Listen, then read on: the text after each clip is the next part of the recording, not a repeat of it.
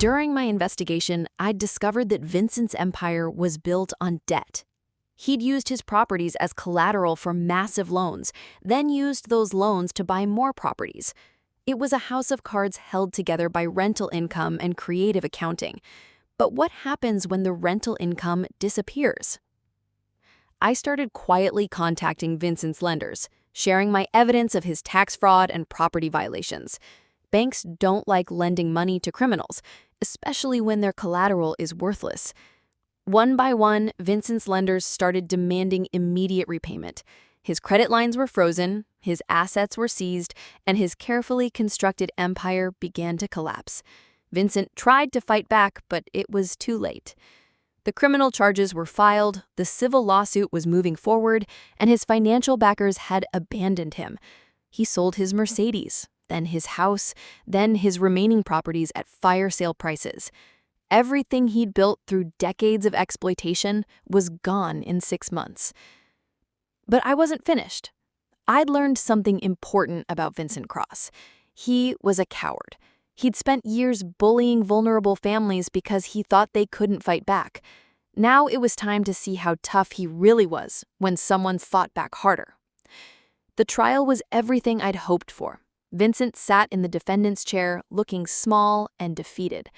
The prosecutor presented my evidence methodically: tax fraud, housing violations, tenant harassment, and fraud against federal programs. Vincent's lawyers tried to plea bargain, but the case was too strong. The judge sentenced him to 4 years in federal prison and ordered him to pay back taxes plus penalties. But the criminal conviction was just the beginning. The civil lawsuit resulted in a $20 million judgment against Vincent and his companies.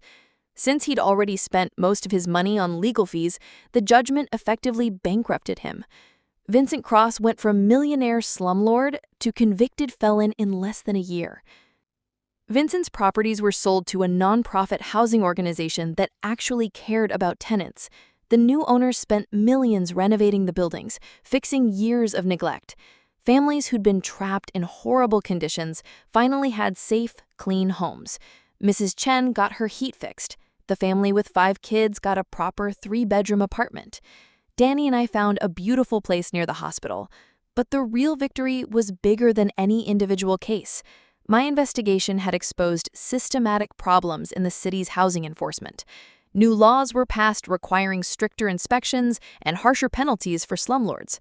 A victim assistance fund was created to help tenants fight back against predatory landlords.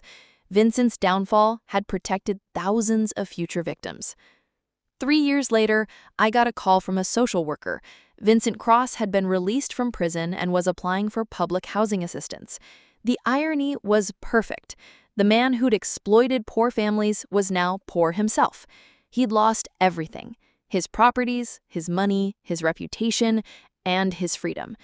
But I didn't feel the satisfaction I'd expected. Revenge had been necessary, but it hadn't healed Danny's trauma or erased those terrifying nights without water. It hadn't brought back the time we'd lost while he was sick. Vincent Cross had been punished, but punishment doesn't undo the damage. The real victory was in the changes we'd made to protect other families. Danny's cancer is in remission now, and we live in a beautiful apartment with reliable heat and clean water. He's back in school, playing soccer, and laughing again. Sometimes I wonder if I went too far in destroying Vincent Cross, but then I remember that sick baby in the hospital, the elderly woman crying about her broken heater, the veteran living without electricity. Vincent Cross made millions by exploiting vulnerable people. He counted on their desperation and their inability to fight back. But he forgot that some people have nothing left to lose, and those people are the most dangerous of all. When you threaten someone's child, you better be prepared for war. The final irony came when Vincent's public housing application was denied. His criminal record and history of housing violations made him ineligible for assistance. The system he'd gamed for decades had finally turned against him. Vincent Cross was homeless, broke, and unemployable. He'd become everything he'd once exploited. I heard he was living in a shelter downtown, working part-time at a fast food restaurant. The property king had become exactly what he'd always despised: a desperate person with no options. Some people called it justice, others called it excessive. I called it education. Vincent Cross was finally learning what it felt like to be powerless. 6 months after Vincent's release, I was contacted by a documentary filmmaker who wanted to tell our story. The film was called The Reckoning, and it showed how one mother's determination had brought down an entire system of exploitation. The documentary won several awards and inspired similar investigations in other cities. But the most important moment came during the film's premiere. A young father approached me afterward and said, "Thank you for showing us how to fight back.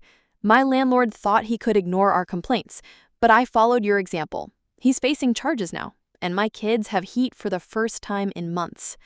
That's when I knew Vincent's destruction had been worth it. People often ask me if I feel guilty about ruining Vincent Cross's life. The answer is complicated. I didn't set out to destroy a human being. I set out to protect my son and other vulnerable families. Vincent's downfall was a direct result of his own crimes. I simply refused to be his victim. But I do think about him sometimes. I wonder if he understands why his empire fell. I wonder if he's learned anything from losing everything. Most of all, I wonder if he ever thinks about the families he hurt, the children who got sick in his buildings, the elderly tenants who froze in his apartments. The real lesson of Vincent Cross isn't about revenge. It's about accountability.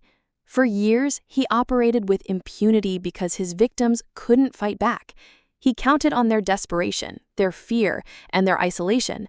But systems of exploitation only work when people accept them. When enough people refuse to be victims, even the most powerful predators can fall. Vincent Cross taught me that the system only works when you know how to make it work. He showed me that wealthy people play by different rules and that justice isn't automatic. But he also showed me that knowledge is power and that one person with the right information can topple an entire empire. Today, Danny is cancer-free, and we live in a city with stronger tenant protections. Vincent's former properties are now model affordable housing complexes. The nonprofit that bought them has created hundreds of good jobs and safe homes. Vincent's legacy isn't his wealth or his properties, it's the changes his downfall inspired. As for Vincent himself, I heard he left Portland and moved to a small town where no one knows his story. Maybe he's learned from his mistakes. Maybe he's found redemption. Or maybe he's just older, broken, and too tired to hurt anyone else. Either way, his reign of terror is over, and hundreds of families are safer because of it. Sometimes, the best revenge is simply making sure the person can never hurt anyone again. Mission accomplished.